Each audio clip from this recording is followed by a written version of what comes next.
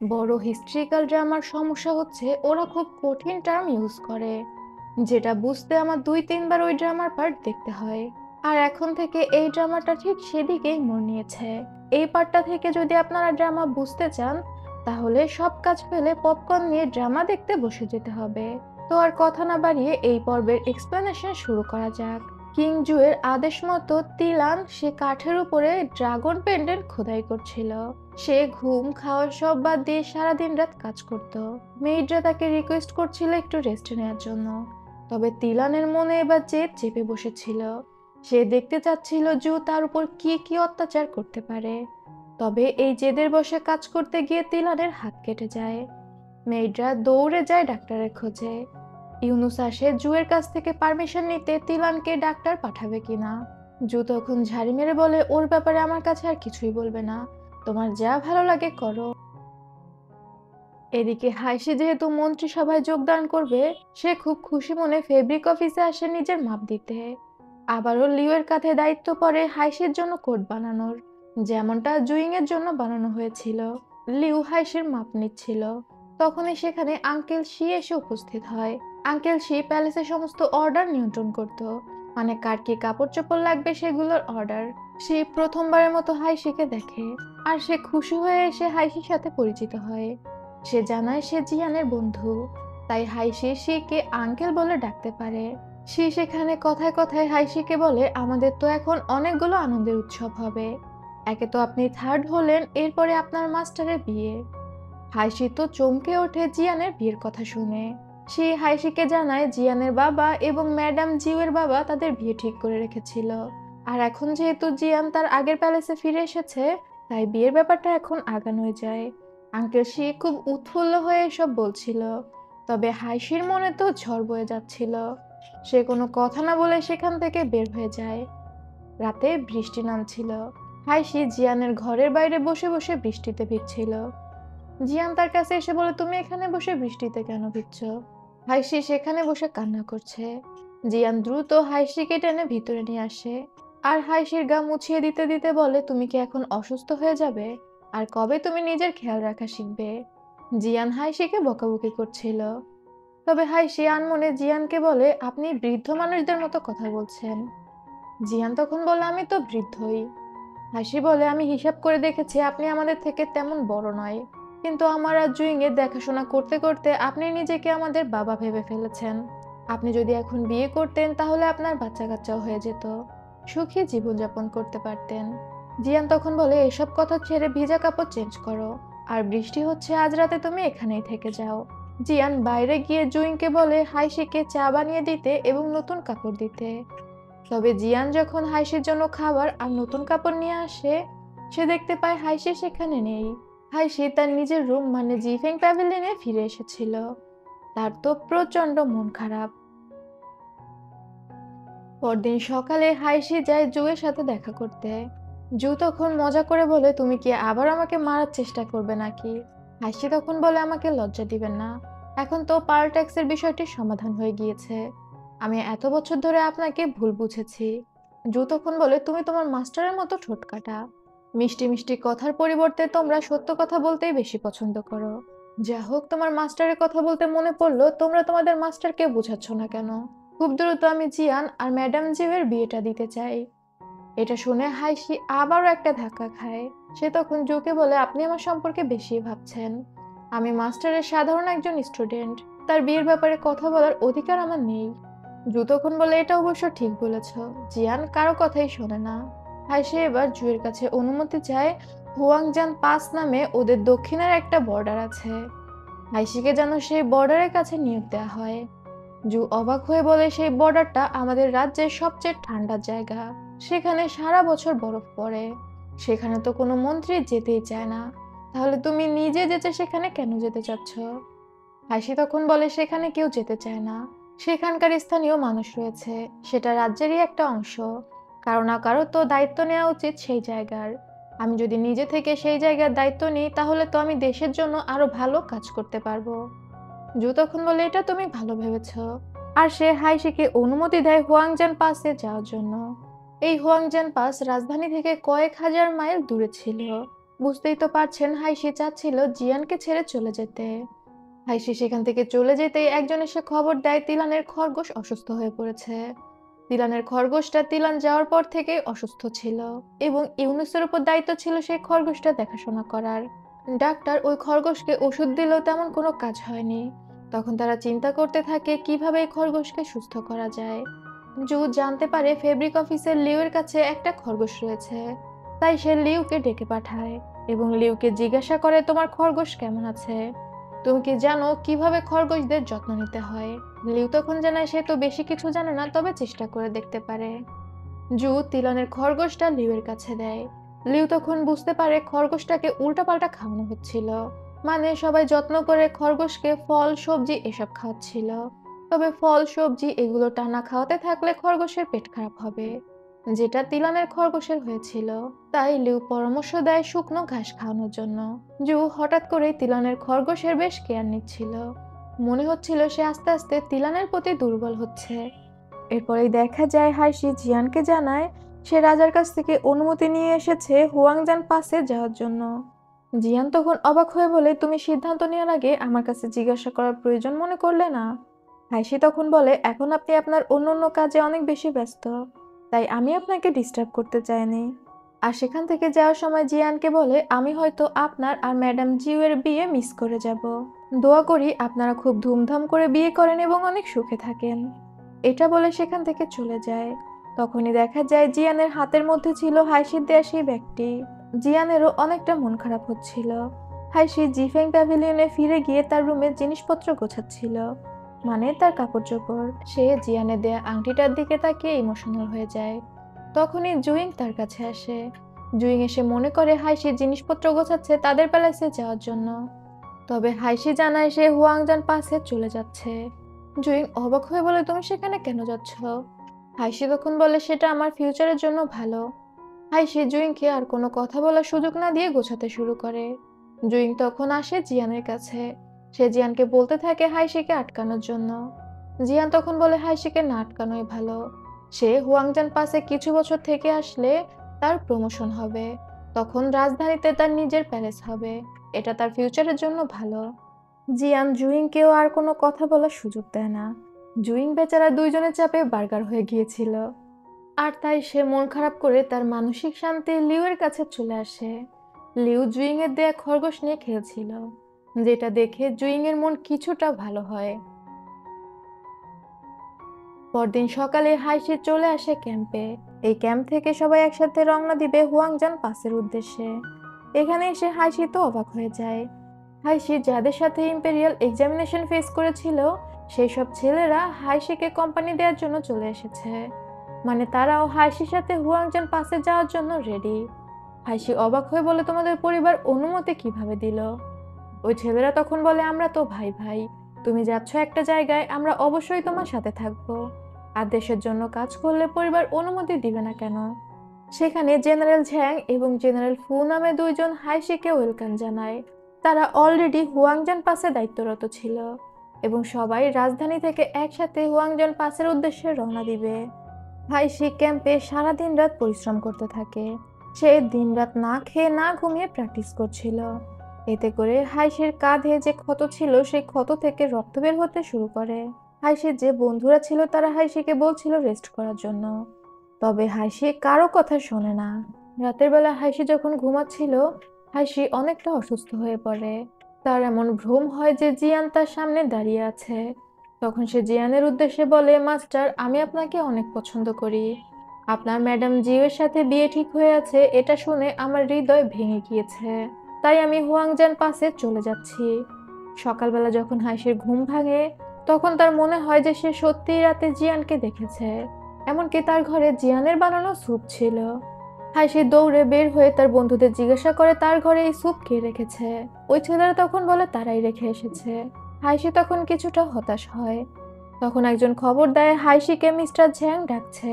হাইশি তখন mister Zhang এর সাথে কথা বলতে যায়। মিস্টার ঝ্যাং জানায়, আগামীকাল সকালে আমরা রওনা দিব। সবাই আজ যাচ্ছে যার যার ফ্যামিলির থেকে বিদায় নিতে। আর এরপরে দেখা যায় হাইশি প্যালেসে ফিরে আসে জিয়ানের থেকে বিদায় নেওয়ার জন্য। সিন কাট হয়ে দেখা যায় প্রিন্সেস তিলান সেই কাটা হাত নিয়ে কাঠের উপরে খোদাই করছিল। তার মেয়েরা তাকে অনুরোধ করতে থাকে এমনটা করবেন না, আপনার হাতের অবস্থা আস্তে আস্তে খারাপ হচ্ছে, আপনি কিছুদিন অন্তত রেস্ট নিন। তবে তিলান তো জেদ করে বসেছিল। তখনই সেখানে জু আসে। জু খবর পেয়েছিল যে তিলান ওষুধও খাচ্ছে না, নিজের হাতে যত্ন নিচ্ছে না, সারাদিন রাত শুধু কাঠের ওপর খোদাই করছে। জু সেখানে এসে বলে কতগুলো পেন্ডেন্ট হয়েছে। তিলান তখন বলে 20,000-এরও বেশি, আর 10 দিনের মধ্যে সবকিছু কমপ্লিট হয়ে যাবে। জু দেখতে পায় তিলান সেখানে প্রচুর পরিমাণে পেন্ডেন্ট বানিয়েছে। জু তখন বলে আমি তো তোমার সাথে যোগ করেছি, তুমি তো দেখছি সত্যি সত্যি খোদাই করতে ব্যস্ত হয়ে গিয়েছো। তিলান তখন বলে আমি ছোট্ট একটা কনসার্ট, আমার জীবনটাই তো একটা যোগ, তাই আপনার আদেশ অমান্য করার সাহস আমার নেই। জু তখন একটা পেন্ডেন্ট ধরে তুলে বলে এতে রক্তের দাগ লেগে আছে, এবং ছুঁড়ে ফেলে দিয়ে বলে এগুলো তো নোংরা, তুমি কি চাচ্ছ তোমার হাত পচে যাক যাতে করে সবাই আমাকে বলে আমি নিষ্ঠুর এবং হৃদয়হীন? তিলান তখন বলে আমি হাত ধুয়ে এসে আবারও কাজ করছি। জু তিলানকে আটকাতে চায়। তিলান জুয়ের হাত ঝাড়া দিয়ে সরিয়ে দিতে গেলে তার হাতে থাকা কার্ভিং ছুরির কারণে জুয়ের হাত কেটে যায়। জু তো প্রচন্ড রেগে যায়, আর সে তো জানে যে তিলানকে কিছু বলে লাভ নেই। সে তখন তার গার্ডদের আদেশ দেয় তিলানের মেয়েদের মাথা কেটে ফেলার জন্য। আর এটাই তো ছিল তিলানের দুর্বল পয়েন্ট। সে তখন জুয়ের কাছে মাফ চায়। সে জুকে বলে আমি যখন এখানে এসেছিলাম তখন আমি আপনাকে প্রচন্ড ঘৃণা করতাম, কারণ আমার মনে হতো আপনি খুবই জঘন্য একটা মানুষ। কিন্তু আস্তে আস্তে আমি আপনাকে বুঝতে পেরেছি। ইয়ান প্যালেসে একা একা থাকতে থাকতে আমি বুঝতে পেরেছি একা থাকা কতটা যন্ত্রণার। আর আমি যদি মিথ্যা বলে থাকি তাহলে যেন আমার খুব করুণভাবে মৃত্যু হয়। এসব কথা শুনে জু একটু ইমোশনাল হয়ে যায়। সে কিছু না বলে সেখান থেকে চলে যাচ্ছিল। ইউনুস ডাক দিয়ে জিজ্ঞাসা করে তিলানের মেয়েদের কি হবে। জু তখন বলে সবাইকে ইয়ান প্যালেসে নিয়ে যাও।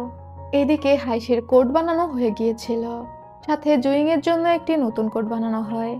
আঙ্কেল শি নিজে এসে হাইসিকে হাইসির কোট দিয়ে যায়। আর স্বাভাবিকভাবে লিউ যেহেতু বানিয়েছিল কোটটা অনেক সুন্দর হয়।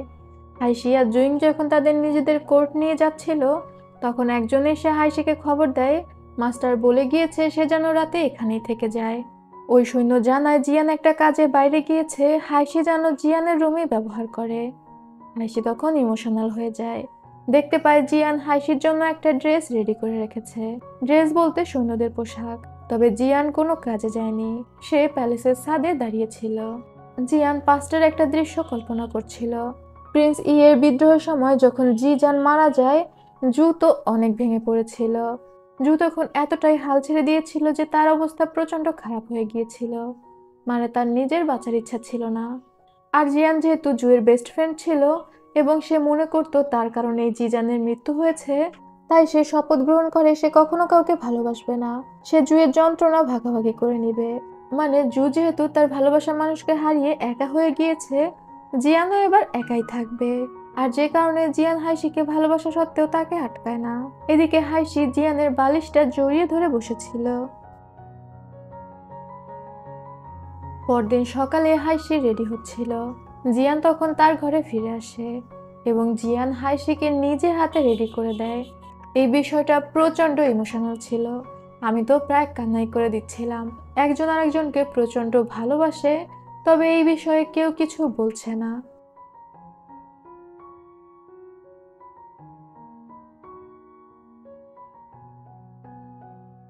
হাইসি সেখানে জিয়ানকে জিয়ানের রিংটা ফেরত দিয়ে দেয়।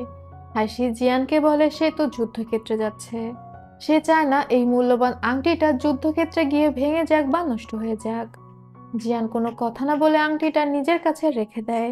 হাইসি যখন সেখান থেকে চলে যাচ্ছিল, জিয়ান হাইসিকে ডাক দিয়ে বলে যা কিছুই হয়ে যাক নিজের খেয়াল রেখো। হাইসি কান্না করতে করতে সেখান থেকে বের হয়ে যায়। পরদিন সকালে প্যালেসে একটা রিচুয়াল হয়। হুয়াংজান পাসে যারা চলে যাচ্ছিল রাজা নিজে তাদেরকে বিদায় দেয়। লর্ড কিন হাই মানে জিয়ান সেখানে সবার উদ্দেশ্যে ভাষণ দেয়। রিচুয়াল শেষ হলে হাইসিদের দল রওনা দিয়ে দেয়। তাদের তো অনেকগুলো শহর পার করে কয়েক হাজার মাইল যেতে হবে। এরপরেই দেখা যায় জিয়ান যায় ম্যাডাম জিউয়ের সাথে দেখা করতে। সে জিউকে বলে সে জিউয়ের সাথে আলাদা কথা বলতে চায়। অন্যান্য মেয়েরা সেখান থেকে চলে গেলে জিয়ান বলে আমরা অনেক বছর ধরে একসাথে কাজ করছি, মানে আমরা কলিগ। জিউ তখন বলে আপনি কি অফিসিয়াল কোনো কথা বলতে এসেছেন? জিয়ান বলে না, আমি পার্সোনাল কিছু বলতে এসেছি। জিউয়ের তো হার্টবিট বেড়ে যায়। জিয়ান তখন বলে, বহু বছর আগে আমাদের ফ্যামিলি আমাদের বিয়ে ঠিক করে রেখেছিল, তবে কখনোই আমি এই বিয়েতে রাজি ছিলাম না। দুই ফ্যামিলি একে অপরকে কথা দিলেও আমরা দুইজন কিন্তু একে অপরের মধ্যে কখনো কোনো কথা দিইনি। আমি কখনোই আপনাকে বলিনি আমি আপনাকে বিয়ে করব, বা আমি চাইনি আপনি আমার জন্য সময় নষ্ট করেন। আমি আবারও আপনাকে বলছি, আমি কখনোই বিয়ে করব না। আপনি আমার জন্য আর নিজের সময় নষ্ট করবেন না। জিউ তো একটু আশা ফিরে পেয়েছিল, কিন্তু জিয়ানের সব কথা শুনে এক মুহূর্তে তার সমস্ত আশা শেষ হয়ে যায়। জিয়ান জিউকে ক্লিয়ার কথা বলে সেখান থেকে বের হয়ে যায়। জিয়ান যখন বের হয়ে যাচ্ছিল, জিউ জিয়ানকে পেছন থেকে ডাক দেয় আর তারপর বলে, আমি অনেক বছর আগেই আপনার আশা ত্যাগ করেছি। আমি এখন আপনাকে শুধুমাত্র আমার বড় ভাই হিসেবে দেখি। জিয়ান আর কোনো কথা না বলে পিছনে না ঘুরে সেখান থেকে বের হয়ে যায়। এরপরে জিউ নিজের ঘরে আসে এবং একটা বিয়ের ড্রেস বের করে। এত বছর ধরে সে সত্যি জিয়ানের অপেক্ষাতে ছিল। তার আশা ছিল জিয়ান কখনো না কখনো তাকে বিয়ে করতে রাজি হবে, তবে জিয়ান তো আবারও তাকে না করে দিয়ে চলে গেল। আর এখন তাদের এমন বয়সও নেই যে অপেক্ষা করে থাকবে। জিউ নিজের বিয়ের ড্রেসটা কেটে টুকরো টুকরো করে পুড়িয়ে ফেলে। এদিকে হাইশিদের গ্রুপ চলতে চলতে একটা জায়গায় রেস্ট নিচ্ছিল। সেখানে প্রচন্ড ঠান্ডা। এটা ছিল একটা মরুভূমি, তারপরেও শীত শুরু হওয়ার আগে এখানে প্রচুর ঠান্ডা পড়েছে। তারা আলোচনা করছিল তাহলে শীতের ভিতরে এই এলাকার অবস্থা কি হয়। এই এলাকার মানুষজন তো সবুজ গাছপালা দেখতেই পায় না, তার মানে এখানে চাষবাসও হয় না, খাবারেরও সমস্যা রয়েছে। কথায় কথায় জেনারেল ঝ্যাং থেকে হাইশি জানতে পারে ওয়েল টাউন নামে পাশেই একটি শহর রয়েছে। সেই শহরটা অলরেডি হুকু নামে একটি রাজ্য দখল করে নিয়েছে। সেখানকার মানুষদের বর্তমান অবস্থা কেউই জানে না, হয়তো তাদেরকে চাকর বানিয়ে রাখা হয়েছে। তবে ওয়েল টাউন রাজধানী মানে তিয়ানকিরি অংশ। কয়েকটা রাজ্যের ব্যাপারে বলছি, একটু মনে রাখবেন। হাইশি এবং জিয়ানরা যে শহরের মানে রাজধানী, সেটার নাম হচ্ছে তিয়ানকি। তিলানের রাজ্যের নাম তো জুনিয়ন, এবং তিয়ানকির পাশে দুই রাজ্য হচ্ছে হুকু এবং লানজি। আর এখন হাইশি যে যুদ্ধে যাচ্ছিল সেটা হুকুর বিরুদ্ধে। হুকু রাজ্যের রাজা আস্তে আস্তে করে একটা একটা শহর দখল নিচ্ছিল, আর এভাবেই তো পুরো রাজ্যই দখল নেওয়া যায়। এবং সে শুরু করেছিল দক্ষিণ প্রান্ত থেকে, কেননা এটা ছিল প্রচন্ড ঠান্ডা, এখানকার লোকজন কম এবং দুর্বল, আর দুর্বল জায়গাতেই তো প্রথমে আঘাত করতে হয়। যা হোক, অনেক হয়েছে পলিটিক্স। হাইশি বা জেনারেল ঝ্যাংয়ের কাছে অনুমতি চায় ওয়েল টাউনে যাওয়ার জন্য। সে 2000 সৈন্য চায়, 2000 সৈন্য নিয়ে ওয়েল টাউনকে মুক্ত করবে। ঝ্যাং তো প্রথমে রাজি হচ্ছিল না, তবে ওই যে হাইশির জেদ, যে কারণে সে হাইশিকে যেতে দিতে রাজি হয়। হাইশি 2000 সৈন্য নিয়ে ওয়েল টাউনের দিকে রওনা হয়, আর বাকিরা ফিরে যায় হুয়াংজান পাসে। হুয়াংজান পাস হচ্ছে জুনিয়ন আর তিয়ানকির বর্ডার, যেখানে জেনারেল তাং দায়িত্বরত ছিল, কারণ জেনারেল তাং এই এলাকা ভালোভাবেই চিনত। আর হাইশির গ্রুপ যেহেতু নতুন আসছিল, তাই তাদের দিক নির্দেশনা দেওয়ার জন্য তাং দায়িত্বরত ছিল, যেহেতু জুনিয়ন আর তিয়ানকি এখন বন্ধু রাজ্য। যা হোক, জেনারেল তাং যখন জানতে পারে হাইশি 2000 সৈন্য নিয়ে ওয়েল টাউনে গিয়েছে, সে অনেক চিন্তায় পড়ে যায়, কারণ ওয়েল টাউনে হুকুর 3000 সৈন্য ছিল। 1000 কম সৈন্য নিয়ে যুদ্ধ করা তো সম্ভব না। তবে একটু পরে তাদের চিন্তার অবসান ঘটিয়ে হাইশি ফিরে আসে, এবং হাইশি ওয়েল টাউনকে মুক্ত করে ফিরে আসে। হাইশির বন্ধুরা এসে বর্ণনা দেয় কিভাবে হাইশি হুকু সৈন্যদের সাথে সাহসিকতার সাথে যুদ্ধ করেছে। সবাই বেশ আনন্দিত হয়, এটা তো হাইশির জীবনের প্রথম যুদ্ধ, আর তাতেই সে বেশ সাহসিকতার পরিচয় দিয়েছে। সেখানে সবাই আনন্দ করে খাওয়া দাওয়া করে, তবে এই আনন্দ তাদের জন্য বেশিক্ষণ স্থায়ী হবে না, কারণ হুকু রাজ্যের রাজা তার সমস্ত সেনাবাহিনী নিয়ে বর্ডারের কাছে চলে এসেছিল। ওয়েল টাউনে যে তাদের 3000 সৈন্য ছিল, ওইটা ছিল একটা ফাঁদ। তারা চাচ্ছিল ওয়েল টাউনকে মুক্ত করার জন্য যখন তিয়ানকি সৈন্যরা চলে যাবে, এদিক থেকে তারা হুয়াংজান পাসে আক্রমণ করবে। আর হঠাৎ করে আক্রমণ করলে তিয়ানকি সৈন্যরা সঠিকভাবে প্রতিরোধ করতে পারবে না। তার উপর তাদের কিছু সৈন্য তো অলরেডি ওয়েল টাউনে থাকবে, আর তাদের ফাঁদেই হাইশিরা পা দিয়েছিল। এরপরে কিং জুকে দেখানো হয়, যার একমাত্র কাজ ছিল সারাদিন ড্রিঙ্ক করে পড়ে থাকা। আবারও সে ড্রিঙ্ক করে জিজানকে নিয়ে ভাবছিল। জুয়ের প্যালেসের পাশে একটি লেক ছিল। ওই লেকে জিজান ওয়াটার ল্যান্টেন ভাসাতো রাজ্যের সুরক্ষার কথা চিন্তা করে। একবার জু, জিজান এবং জিয়ান তিনজনের নৌকায় সে লেকে ভাসছিল। সেখানে জিয়ান অনেকটা ড্রিঙ্ক করে ফেলে। জিজান হাসছিল আর বলছিল জিয়ান তো ড্রাঙ্ক হয়ে গিয়েছে। জু তখন বলে, ওকে পানিতে ফেলে দাও, কিছুটা স্বাভাবিক হবে। জিয়ান তখন ড্রাঙ্ক অবস্থাতেই বলে, আমি মোটেও পানি ভয় পাই না, বরং তুমি পানি ভয় পাও। জিজান অবাক হয়ে বলে, তুমি পানি ভয় পাও? আচ্ছা চিন্তা করো না, কখনো যদি তুমি পানিতে পড়ে যাও আমি আমার জীবন দিয়ে তোমাকে বাঁচাবো।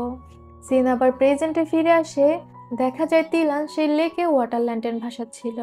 তিলানের মেয়েরা ভয়ে ভয়ে বলে রাজার প্যালেস পাশেই, সে যদি জানতে পারে প্রচন্ড রেগে যাবে, কারণ এই লেকে জিজানের মৃত্যুর পর থেকে ওয়াটার ল্যান্টেন ভাসানো নিষেধ ছিল। তিলান তখন বলে সে রাজ্যের কাজ নিয়ে এখন অনেক ব্যস্ত, সে এদিকে আসবে না। তার মেয়েরা ওয়াইন আনতে ভুলে গিয়েছিল। তিলান তখন মেয়েদের ওয়াইন আনার জন্য পাঠিয়ে দেয়। তবে তখনই কিং জু আবার সেই লেকের পাড়ে আসছিল। জু তো প্রচন্ড ড্রিঙ্ক করেছিল, আর সেই ড্রিঙ্ক করা অবস্থায় সে তিলানকে দেখে জিজান মনে করে। জু দৌড়ে গিয়ে তিলানকে জড়িয়ে ধরে। তিলান তো অনেক ভয় পাচ্ছিল। জু তিলানকে জড়িয়ে ধরে বলছিল, জিজান তুমি ফিরে এসেছো, আমি জানতাম তুমি ফিরে আসবে, আমি আর কখনোই তোমাকে আমাকে ছেড়ে যেতে দিব না। জু তিলানকে কিস করে দেয়। তিলান তখন জুকে ধাক্কা দিলে জু পানিতে পড়ে যায়। আর যেহেতু জু পানিতে ভয় পায়, তার উপর সে ড্রাঙ্ক ছিল, সে তো ডুবে যাচ্ছিল। তিলান তখন পানিতে ঝাঁপ দিয়ে জুকে তুলে আনে।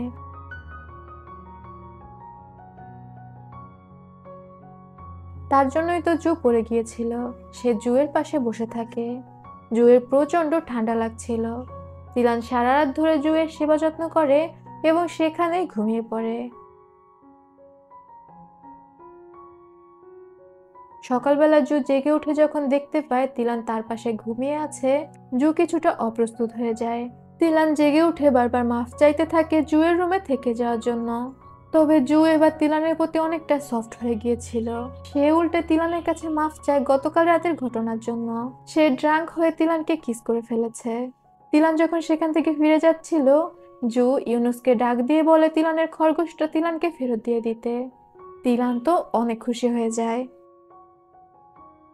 এইদিকে হুয়াংজান পাস থেকে জিয়ানের কাছে চিঠি আসে।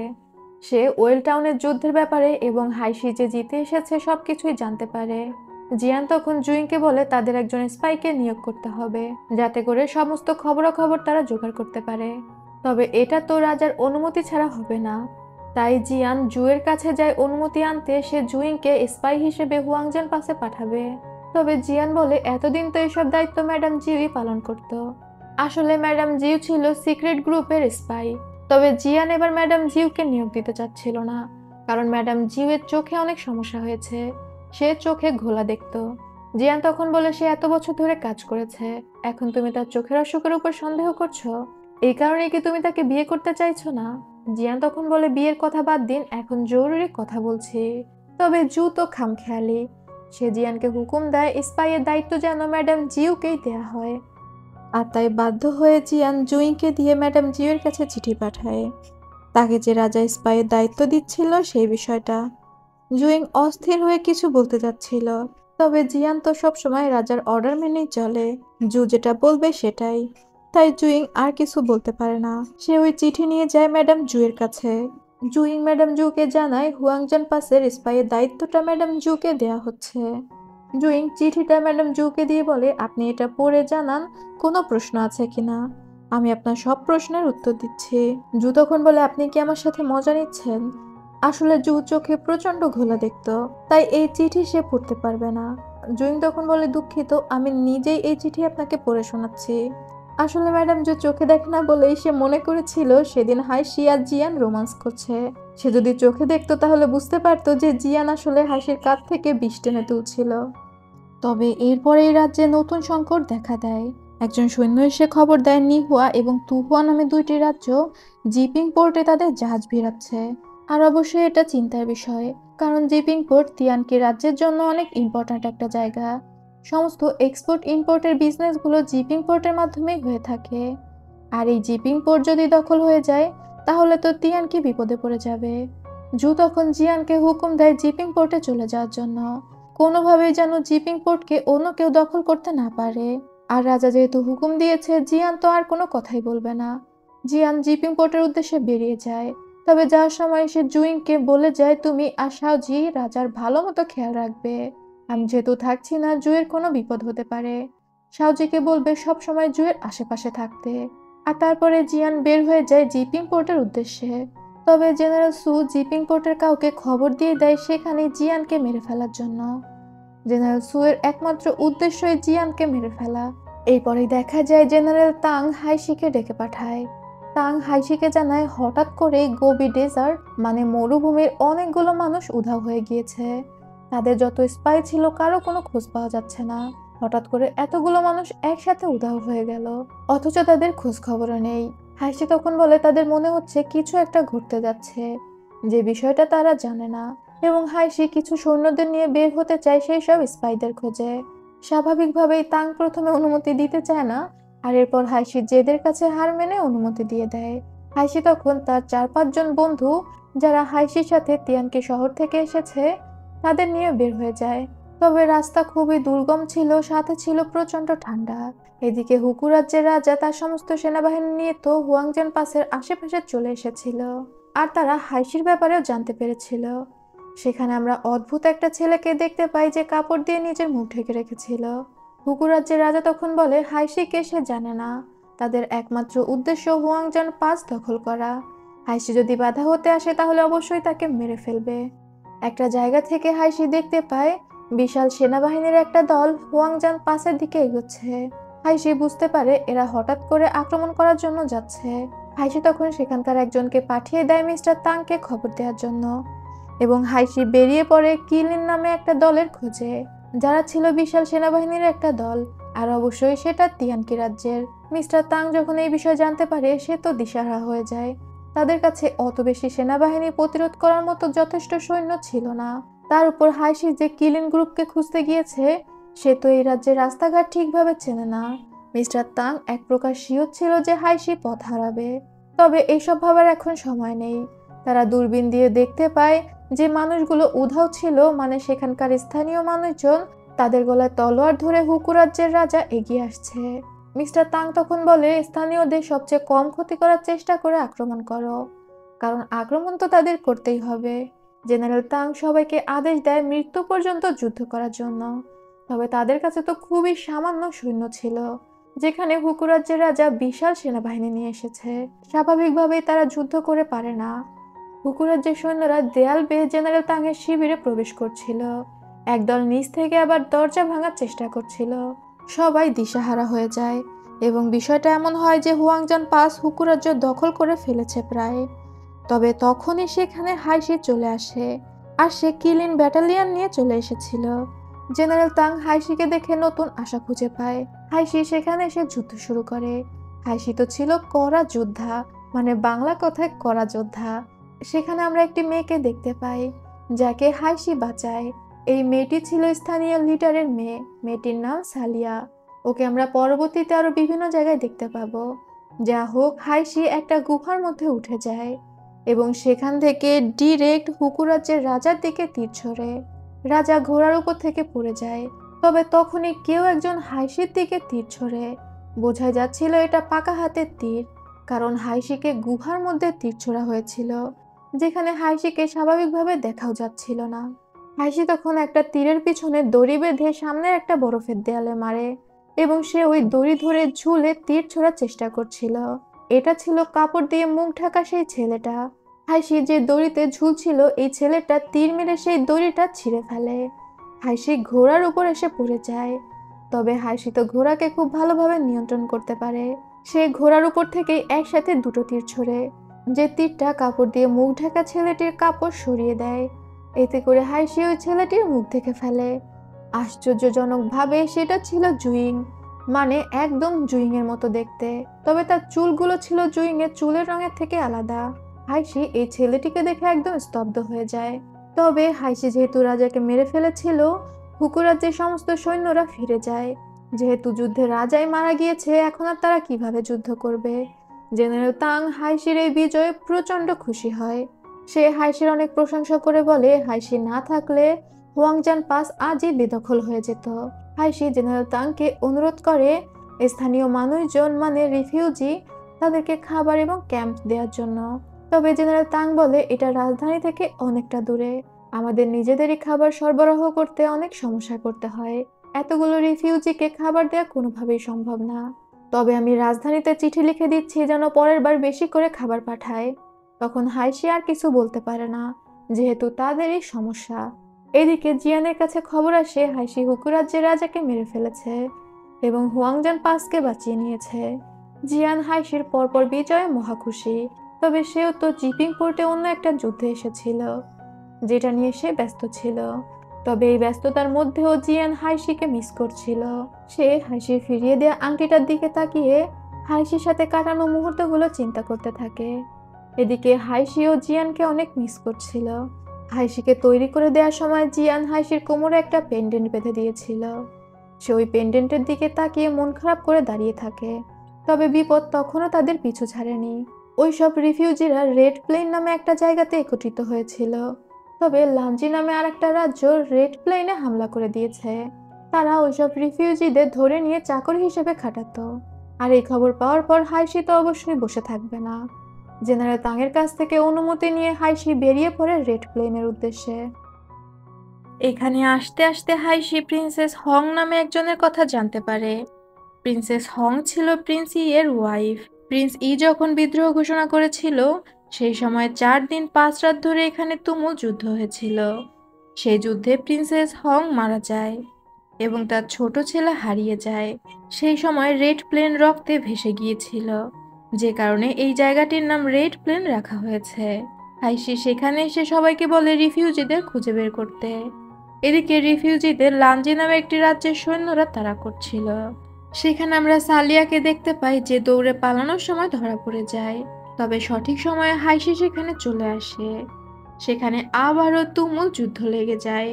হাইশি তার সহযোদ্ধাদের বলে রিফিউজিদের অন্য নিরাপদ জায়গায় নিয়ে যেতে। তবে দুর্ভাগ্যবশত সেখানে হাইশির এক বন্ধু ধরা পড়ে যায়। আর হাইশির বন্ধু ধরা পড়ে যাওয়ায় হাইশিকে বাধ্য হয়ে আত্মসমর্পণ করতে হয়। হাইশিকে শিকল দিয়ে বেঁধে লাঞ্জি রাজ্যে নিয়ে আসা হয়। লাঞ্জি রাজ্যের বর্তমান লর্ড ছিল ইয়ার্লি নামে একজন। তবে লাঞ্জি রাজ্যটা ছিল সালিয়ার বাবার।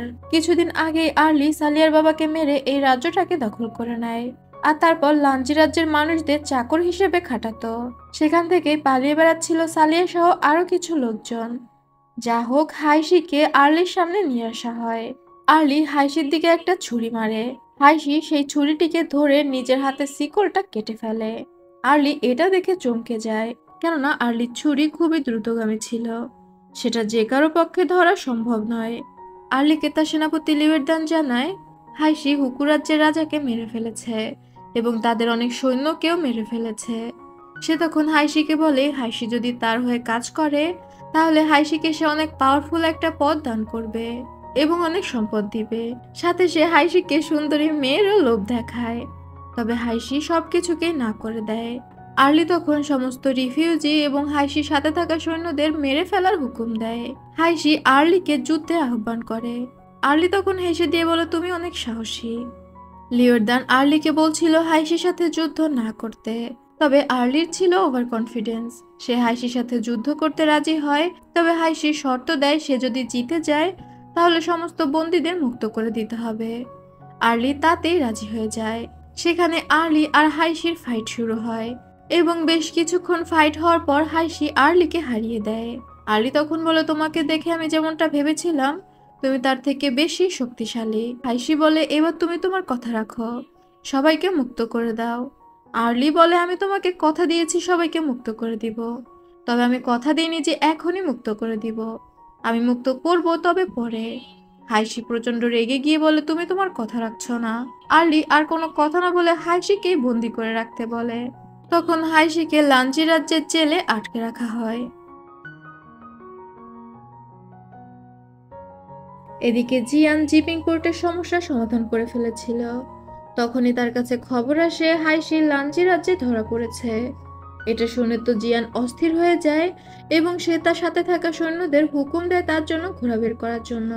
সে এখনই হুয়াংজান পাসের উদ্দেশ্যে রওনা দিবে। তবে তখনই সেখানে দাঁড়িয়ে থাকা একজন জিয়ানের উপর আক্রমণ করে দেয়। জিয়ানের বুক উদ্দেশ্য করে একটি অস্ত্র ছোড়ে। অন্যান্য সৈন্যরা সেই সৈন্যকে ধরে ফেললে সেই সৈন্য জিয়ানের কাছে ক্ষমা চায়, তারপর আত্মহত্যা করে নেয়। জিয়ানকে দ্রুত ভিতরে নিয়ে আসা হয়। জেনারেল ফু জিয়ানকে বলছিল সে অনেকটা আহত, এখনই তার রওনা করা ঠিক হবে না, কেননা হুয়াংজান পাস এখান থেকে অনেকটা দূরে। তবে জিয়ান তার কোনো কথাই না শুনে তাকে ঘোড়া রেডি করতে বলে। এদিকে ম্যাডাম জিউ জানতে পারে হাইশি লাঞ্জি রাজ্যে ধরা পড়েছে। এটা শুনে ম্যাডাম জিউ অনেক খুশি হয়। সে হাইশি আর জিয়ানের বিষয়টা কল্পনা করছিল, আর তারপর নিজেকেই বলতে থাকে ভালো, খুবই ভালো, এবং শয়তানের মতো হাসতে থাকে। হাসতে হাসতে আবার কান্না করে ফেলে এবং বলে, তোমার জন্য আমি আমার সারা জীবনটা নষ্ট করেছি। এটা সে জিয়ানের উদ্দেশ্যে বলেছিল। আর তারপর সে আবারও কিছু সেলাই করা শুরু করে। যেহেতু ম্যাডাম জিউ চোখে দেখতো না, তার কাছে আসা খবরগুলো একটু অন্যভাবে আসতো। মানে অন্ধরা যেভাবে পড়তে পারে, সে হাত দিয়ে ধরে ধরে পড়তো এবং সেলাই করে নিউজ পাঠাতো। যা হোক, সিন আবার চলে আসে লাঞ্চি রাজ্যে। লিওয়ের দানের তো হাইশির ওপর একদমই ভরসা ছিল না। হাইশি তার রাজাকেও হারিয়ে দিয়েছে। তাই লিওয়ের দান প্ল্যান করে হাইশিকে মেরে ফেলার। সে কিছু সৈন্যদের নিয়ে জেলের বাইরে দাঁড়িয়ে থাকে এবং হাইশিকে যখন জেলে খাবার দেওয়া হয়, ইচ্ছা করে হাইশির সেলের দরজাটা খোলা রাখা হয়। হাইশি তো সুযোগ পেয়ে যায়, সে জেল থেকে পালানোর চেষ্টা করে। সেখানে সৈন্যদের সাথে হাইশির মারামারি হয় এবং আগুন লেগে যায়। আর আগুন লাগার খবর শুনে সেখানে আর্লি চলে আসে। লিওরদান তখন আর্লিকে বলে হাইশি পালানোর চেষ্টা করেছিল এবং সৈন্যদের সাথে তার হাতাহাতিতে আগুন লেগে গিয়েছে। তবে হাইশি তখনও জেলের ভিতরে ছিল। আর্লি তখন দ্রুত হাইশিকে বের করতে বলে। একজন সৈন্য গিয়ে হাইশিকে বের করে নিয়ে আসে। লিওরদান আর্লিকে বলে এখনই হাইশিকে মেরে ফেলতে। হাইশি অলরেডি পালানোর চেষ্টা করেছে, এখানে থাকলে সে আরো বিপদ বাড়াবে। হাইশি তখন বলে তুমি তো এটাই চাও, এই কারণেই তো তুমি অনেক সৈন্য নিয়ে জেলের বাইরে অপেক্ষা করছিলে। লিওরদান একটু দমে যায়। হাইশি তার কাছে থাকা একটা প্যানকেক বের করে দিয়ে বলে তুমি আমার খাবারে বিষ দিয়েছিলে, আর এরপর ইচ্ছা করে জেল খোলা রেখেছ যাতে আমি পালানোর চেষ্টা করি এবং তুমি আমাকে মেরে ফেলতে পারো, যাতে করে তোমার কোনো জবাবদিহিতা না করতে হয়। লিওরদান তো এবার ফেঁসে যায়। আর্লি বুঝতে পারে লিওরদান হাইশিকে মারার চেষ্টা করছে। লিওরদান তখন আর্লিকে বলে সে আর্লির প্রতি লয়াল। আর্লির কথা চিন্তা করে সে হাইশিকে মেরে ফেলার চেষ্টা করেছে। তবে আর্লি রেগে গিয়ে বলে হাইশিকে বাঁচাবো না মেরে ফেলবো সেটা শুধুমাত্র আমি বুঝবো। তবে তখনই একজন এসে খবর দেয় হুকু রাজ্যের লর্ড এসেছে। আর্লি হাইশিকে আর্লির প্যালেসে নিয়ে আটকে রাখতে বলে, আর সে যায় হুকু রাজ্যের লর্ডের সাথে দেখা করতে। যেহেতু হাইশি হুকু রাজ্যের গত রাজাকে মেরে ফেলেছিল, তাই বর্তমানে সেই ছেলেটি হুকু রাজ্যের রাজা হয়েছিল, যে একদম জুইং এর মতো দেখতে। এই ছেলেটির নাম দুয়োলুও। আমি তাকে দুয়ো বলেই ডাকবো। আর্লি ছিল আবার দুয়োর চাচা। সে আর্লিকে বলে হাইশিকে তার হাতে তুলে দিতে। তবে আর্লি বলে সে তো হাইশি নামে কাউকে চেনেই না। দুয়ো হাইশিকে চাচ্ছিল মেরে ফেলার জন্য, যেহেতু সাবেক রাজাকে হাইশি মেরে ফেলেছে, সেটার প্রতিশোধ হিসেবে। তবে তখনই আলীর কাছে একটি খবর আসে, যেখানে লেখা ছিল হাইশি একটি মেয়ে। এটা শুনে আর্লি একটু মুচকি হাসে। এরপরই দেখা যায় হাইশির কাছে মেয়েদের পোশাক নিয়ে আসা হয়। হাইশি তখন বলে আমাকে অপমান করার জন্য কি নতুন উপায় খোঁজা হয়েছে? একজন সৈন্য তখন বলে লর্ড যেটা বলেছে সেটাই করুন, না হলে সমস্ত বন্দীদের মেরে ফেলা হবে।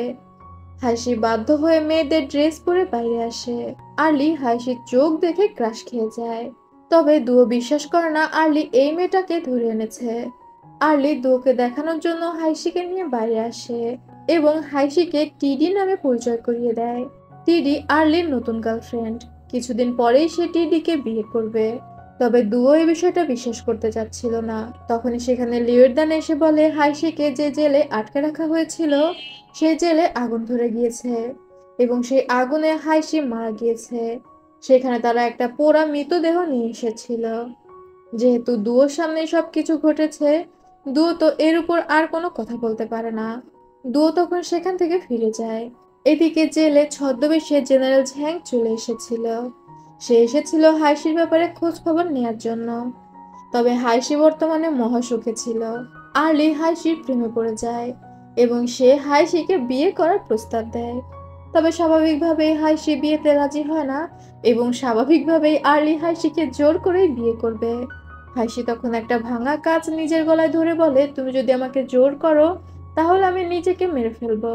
এটা শুনে তো আর্লি ভয় পেয়ে যায় এবং সে হাইশিকে বলে তুমি শান্ত হও, তুমি যা বলবে আমি তাই করব।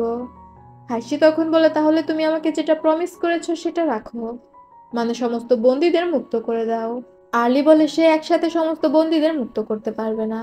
কেমন হয় যদি 10 জন 10 জন করে মুক্তি দেয়? হাসি এতেই রাজি হয়। সাথে সে সমস্ত বন্দীদের জন্য ভালো ভালো খাবারের ব্যবস্থা করতে বলে এবং যারা অসুস্থ তাদের জন্য চিকিৎসা। আর্লি তো হাসির প্রেমে পুরো দিওয়ানা হয়ে গিয়েছিল। হাসি এত সুন্দরী, তাই সে হাসির সমস্ত কথা মেনে নেয়। এরপর হাসি জেলে যায় নিজে হাতে সবাইকে খাবার দেওয়ার জন্য এবং সে দাঁড়িয়ে থেকে জেলের সমস্ত বন্দীদের খাবার নিশ্চিত করে। আর্লিও হাসির সাথে এসেছিল। সে হাসিকে জিজ্ঞাসা করে হাসি এবার খুশি কিনা। হাসি কোনো কথা না বলে সেখান থেকে বেরিয়ে আসে। তবে জেনারেল ঝ্যাং চিনতে পারেনি যে এই মেয়েটি হাসি। এদিকে জিয়ান দিন রাত ঘোড়ায় চড়ে আসছিল হুয়াংজান পাসের দিকে। আস্তে আস্তে জিয়ানের ঘোড়া সেখানে উল্টে পড়ে যায়। একদিন এক রাত টানা চলার ফলে ঘোড়াটি অসুস্থ হয়ে পড়েছে। জিয়ান তখন ওই সৈন্যদের বলে তার জন্য অন্য ঘোড়া ব্যবস্থা করতে। তবে তার জন্য 1 ঘন্টা সময় লাগবে। তখনই জিয়ানের কাছে আরো একটি খবর আসে, যেখানে লেখা ছিল হাইশির পরিচয় ফাঁস হয়ে গিয়েছে। আর্লি হয়তো খুব দ্রুত হাইশিকে বিয়ে করবে। এই কথা শুনে তো জিয়ানের মাথায় নষ্ট হয়ে গিয়েছিল। সে ওইসব সৈন্যদের বলে তার জন্য দ্রুত ঘোড়া প্রস্তুত করতে। তবে তখনই জিয়ানের মুখ থেকে রক্ত পড়তে থাকে, মানে জিয়ান প্রচন্ড অসুস্থ। জিয়ানকে হুয়াংজান পাসে পৌঁছাতে দেখে হাইশির বন্ধুরা অনেক খুশি হয়। তারা বুঝতে পারে অবশেষে হাইশিকে বাঁচানোর জন্য কেউ এসেছে।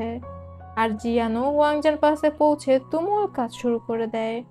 মানে দিনরাত খেটে খুঁটে সে চিন্তা করছিল কিভাবে হাইশিকে বাঁচিয়ে আনা যায়। সে একরকম খাওয়া দাওয়া ছেড়ে দিয়েছিল। জিয়ানের সৈন্যরা জিয়ানকে অনুরোধ করে খাবার খাওয়ার জন্য, কারণ জিয়ান তো অসুস্থ। এরপরে সালিয়া আসে জিয়ানের সাথে দেখা করতে। জিয়ান সালিয়াকে জিজ্ঞাসা করে সে সালিয়াকে কিভাবে সাহায্য করতে পারে। সালিয়া তখন বলে সে হাইশিকে বাঁচাতে সাহায্য করতে চায়। সালিয়া লাঞ্জি রাজ্যের সাবেক রাজার মেয়ে।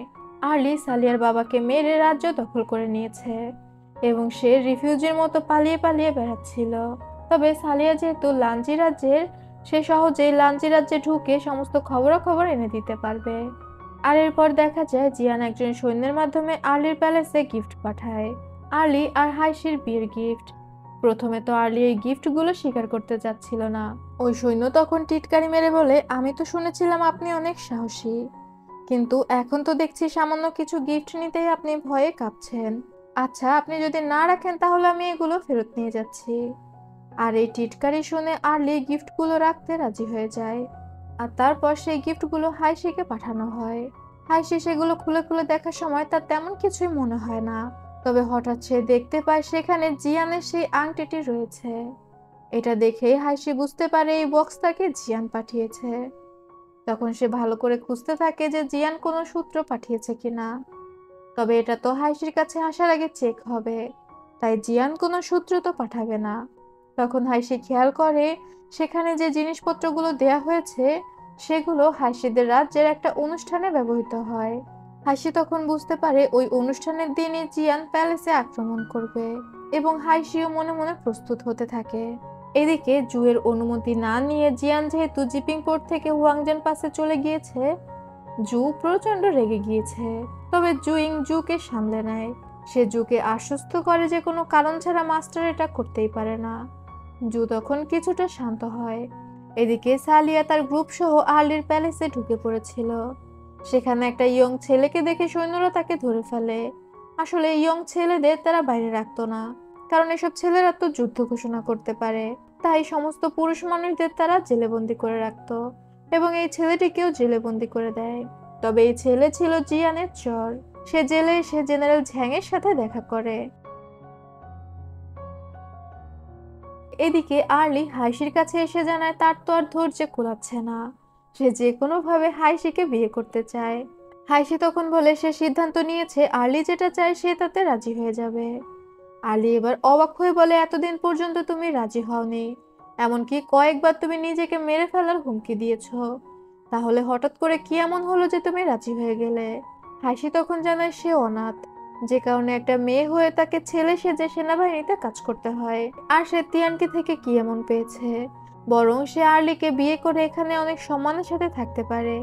সে আর্লির কাছে আবদার করে তাকে যেন কুইন বানানো হয়, আর তারপর তারা একসাথে হুয়াংজান পাস দখল করবে এবং সেটার দায়িত্ব নিবে হাইশির নিচে। আর এসব প্ল্যান শুনে আর্লি তো বেলুনের মতো ফুলছিল। সে তখন হাইশিকে বলে সে হাইশিকে একটা গ্র্যান্ড ওয়েডিং উপহার দিবে, খুব দ্রুতই তারা বিয়ে করবে। তবে হাইশি বলে সে তো গ্র্যান্ড ওয়েডিং চায়, তবে আজই। আর্লি তো এটা শুনে মহা খুশি। সে হাইশিকে জানায় সে বিয়ের তোড়জোড় করছে। তবে হাইশি একবার শেষবারের মতো জেলে বন্দীদের সাথে দেখা করার জন্য অনুমতি চায়। আর্লি এক বাক্যে রাজি হয়ে যায়, কারণ হাইশি তো এখনো পর্যন্ত উল্টাপাল্টা কিছুই করেনি। জেলে এসে হাইশি সবাইকে খাবার দেয় এবং জানায় আজ সে আর আর্লি বিয়ে করবে। আর্লি তাকে এই রাজ্যের কুইন বানাবে, আর তাদের বিয়েতে অনেক বাজি পুড়বে।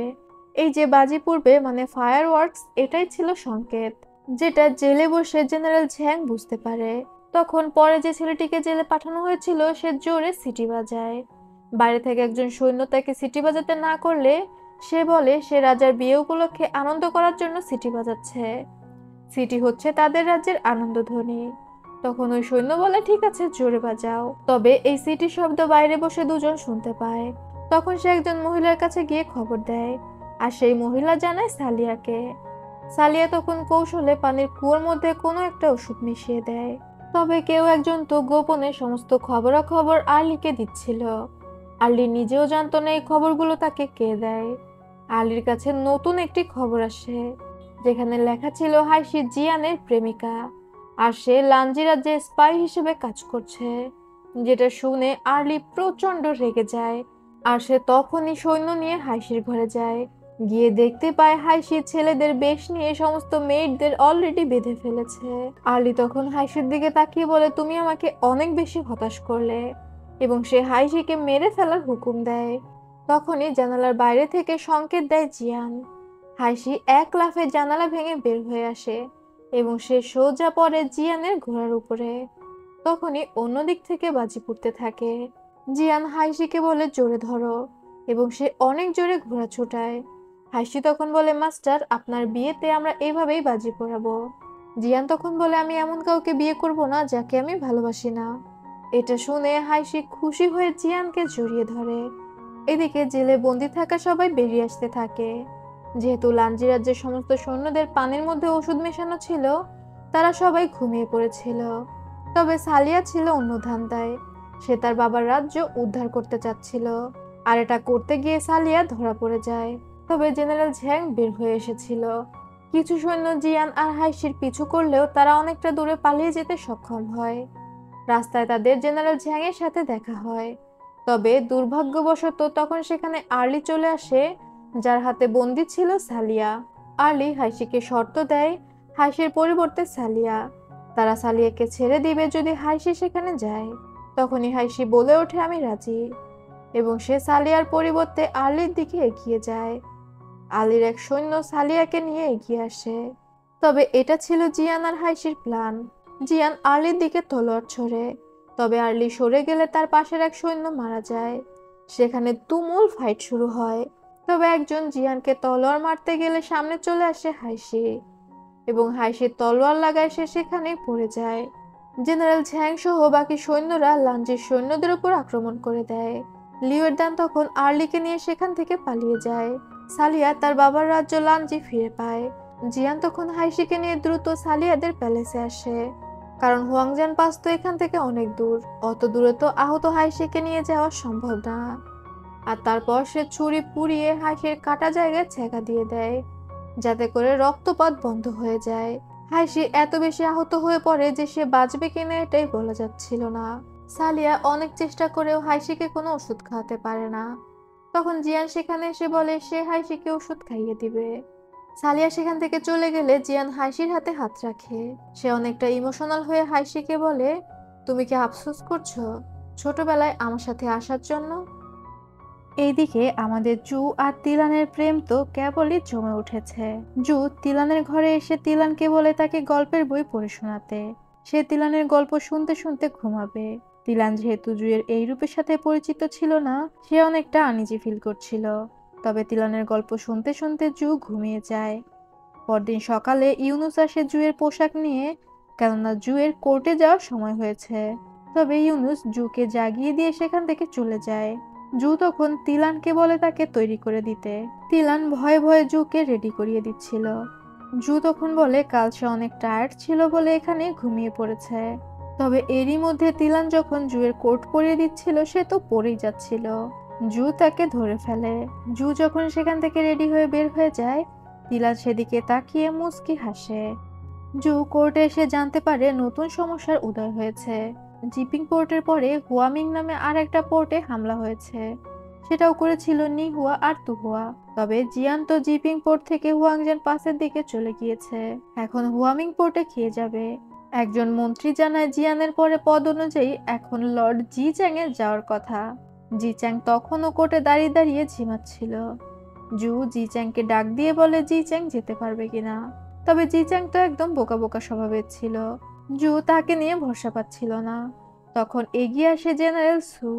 আর জু জেনারেল সুকে অনুমতি দিয়ে দেয়। জেনারেল সু বেরিয়ে পড়ে হুয়ামিং পোর্টের উদ্দেশ্যে। এদিকে জেনারেল ঝ্যাং লানজিতে খোঁজাখুঁজি করছিল। তারা তো বুঝতেই পেরেছিল তাদের ইনফরমেশন লিক হচ্ছে। তার মানে অবশ্যই লানজিতে কোনো স্পাই ছিল। আর জেনারেল ঝ্যাং খুঁজতে খুঁজতে একটা অদ্ভুত রকম ঘরে এসে পৌঁছায়। সেখানে খোঁজাখুঁজি করে সে তো তেমন কিছু পায় না, শুধুমাত্র কাকের পালক খুঁজে পায়। আর এই কাকের পালকটা ছিল অনেক বড় একটা প্রমাণ। জেনারেল ঝ্যাং দ্রুত যায় জিয়ানের খোঁজে। তবে সে লাঞ্জি রাজ্যের হলে গিয়ে দেখতে পায় সেখানে জেনারেল ফু দাঁড়িয়ে আছে। হাসি যেহেতু আহত, তাই জেনারেল তাং জেনারেল ফু এর মাধ্যমে একটা ডাক্তার পাঠিয়ে দিয়েছে। তবে জেনারেল ঝ্যাং সেখান থেকে বের হয়ে আসার সময় জেনারেল ফু খেয়াল করে ঝ্যাংয়ের জুতোর সাথে কাকের পালক লেগে আছে। জেনারেল ঝ্যাং জিয়ানের সাথে দেখা করে। আর সেই পালক দেখে জিয়ান বুঝতে পেরে যায় হুকু রাজ্যের স্পাইয়ের সাথে জড়িত জেনারেল সু। রাজ্যের সমস্ত খোঁজ খবর হুকু রাজ্যের কাছে পাস করছিল জেনারেল সু। আর এটা তো দেশদ্রোহিতা। জিয়ান আসলে এতদিন জেনারেল সুকে কিছু বলেনি, কারণ জেনারেল সু শুধুমাত্র তাকে মারার চেষ্টা করছিল। আর জিয়ান জানতো যে জেনারেল সু তার বাবার মৃত্যুর জন্য জিয়ানকে দায়ী করে। এই বিষয়টা সে মেনে নিয়েছিল। কিন্তু এখন দেশের সাথে বেইমানি করে অন্য রাজ্যের সাথে হাত মিলিয়ে ইনফরমেশন লিক করবে, এটা তো মেনে নিবে না। জিয়ান জেনারেল ঝ্যাংকে বলে জুইংকে চিঠি পাঠাতে। সে জুইংকে ডিরেক্ট অর্ডার করে জেনারেল সুকে মেরে ফেলার জন্য। এদিকে জেনারেল সু তো রাস্তায় ছিল। সে যাচ্ছিল হুয়ামিং পোর্টের দিকে। তখনই তার কাছে একটি কাক আসে। আসলে এই কাকের পালক দেখেই জিয়ান বুঝতে পেরেছিল জেনারেল সু জড়িত। কেননা শুধুমাত্র জেনারেল সুই ইনফরমেশন আদান প্রদানের জন্য কাক ব্যবহার করত। যা হোক, জেনারেল সুয়ের কাছে খবর চলে আসে যে জিয়ান তাকে ধরে ফেলেছে। আর জেনারেল সু বুঝতে পেরে যায় জিয়ান এখন তাকে ছাড়বে না। তাই সে সিদ্ধান্ত নেয় সে হুয়ামিং পোর্টের দিকে যাবে না, বরং সে হুকু রাজ্যের দিকে যাবে নিজের জীবন বাঁচানোর জন্য। এদিকে জুইং ছিল অন্যরকম এক্সাইটমেন্টের মধ্যে। সে চিন্তা করেছিল সে এবার লিউয়ের সামনে দাঁড়াবে, মানে ডিরেক্ট গিয়ে লিউকে পরিচয় দিবে এবং তাকে প্রপোজ করবে। জুইং ভয় পাচ্ছিল। তবে জুইং এর স্বপ্নে পানি ঢেলে দিয়ে শাওজি তার কাছে এসে জানায় জিয়ান তাকে অর্ডার করেছে জেনারেল সুকে মেরে ফেলার জন্য। জুইং জিজ্ঞাসা করে তাকে কবে যেতে হবে। শাওজি জানায় আগামীকাল সকালেই। জুইং সেখান থেকে আবারও লিউয়ের কাছে আসে। সে লিউয়ের জন্য জোনাকি পোকা ধরেছিল এবং লিউ যখন বের হয় চালের উপর থেকে জুইং সমস্ত জোনাকি পোকা ছেড়ে দেয়।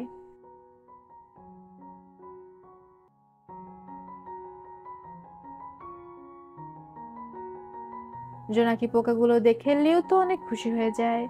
লিউ বলে মিস্টার বাতাসের দেবতা, সবকিছুর জন্য ধন্যবাদ। চালের উপর থেকে জুইং এটা শুনে অনেক খুশি হয় এবং সে চালের উপর শুয়ে শুয়ে চিন্তা করতে থাকে সে তার কাজ শেষ করে ফিরে এসে লিউয়ের সামনে দাঁড়াবে এবং লিউকে জানাবে সেই তার বাতাসের দেবতা। এদিকে হাইশির অবস্থা আরো খারাপ হয়ে যায়। সুস্থ হওয়ার পরিবর্তে তার অবস্থা দিন দিন অবনতির দিকে যাচ্ছিল, যেটা দেখে সালিয়া দৌড়ে ঘর থেকে বের হয়ে যায়। আর সে তার মায়ের কাছে গিয়ে বলে চাবি দেওয়ার জন্য। তার মা অস্থির হয়ে বলে ওই ওষুধটা আমাদের ক্লানের অনেক বড় একটা সম্পদ, আর মাত্র এক বোতলই আছে। তুমি যদি এখন সেটা মিস্টার হাইশিকে দিয়ে দাও, তাহলে ভবিষ্যতে বিপদে পড়লে তুমি কিভাবে বাঁচবে? সালিয়া তখন বলে সে তার জীবন দিয়ে হলেও হাইশিকে বাঁচাতে চায়, কারণ হাইশি তাকে বহুবার বাঁচিয়েছে এবং তারা যে তাদের রাজ্য ফিরে পেয়েছে এটা হাইশির জন্য। সালিয়ার মা তখন বাধ্য হয়ে চাবি দিয়ে দেয়। সালিয়া দ্রুত সেই ওষুধ নিয়ে যায় হাইশির ঘরে। সালিয়া জিয়ানকে নিয়ে সেই ওষুধটা দেয়। তবে হাইশির যেহেতু জ্ঞান ছিল না হাইশি কিভাবে ওষুধ খাবে। জিয়ান শুরুতে চেষ্টা করে হাইশিকে ওষুধ খাওয়ানোর, তবে হাইশি খাচ্ছিল না। জিয়ান তখন নিজের মুখে ওষুধটা নেয়, আর তারপর কিভাবে খাওয়া এটা আর এক্সপ্লেন করতে হবে না।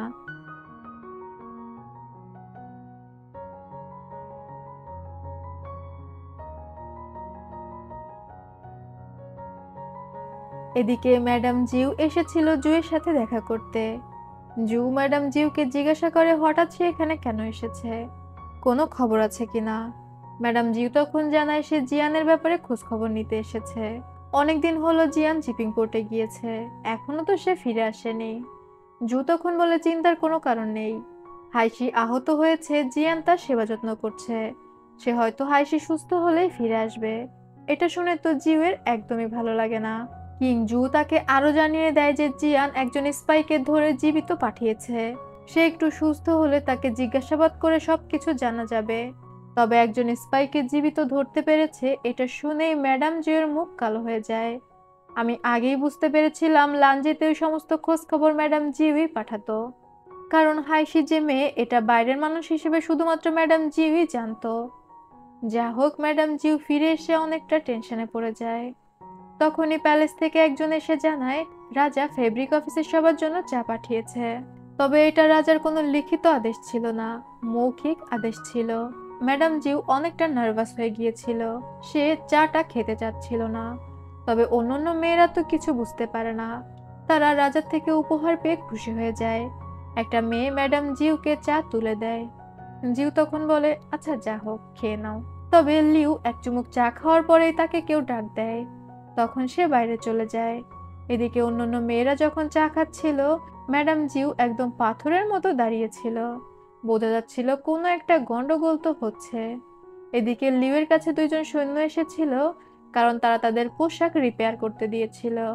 লিউ তাদেরকে সেই পোশাকগুলো এনে দেয়। হঠাৎই লিউয়ের মাথা ঘুরে ওঠে, তবে ভিতরে গিয়ে সে দেখতে পায় সবাই সেখানে মারা গিয়েছে।